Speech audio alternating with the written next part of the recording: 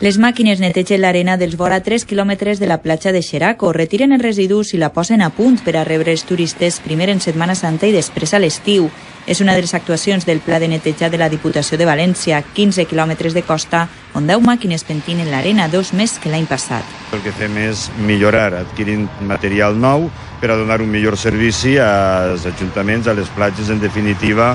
La campanya de primavera i estiu de netejar de platges ha començat este mes de març i s'allargarà fins al 30 de setembre. Ara es retira sobretot la brutícia acumulada pels temporals de l'hivern. Al novembre les màquines tornen perquè les platges estiguen sempre netes. Tenim una platja neta durant tot l'any i és una necessitat per a atraure al visitant, al turista.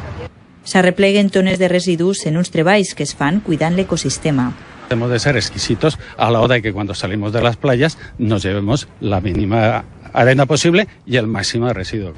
A més de la neteja, també s'ultima la regeneració de platges, com per exemple a Alacant, a les platges de l'Albufereta i l'Almadrava es traslladen 1.000 metres cúbics d'arena procedent de les obres del tram.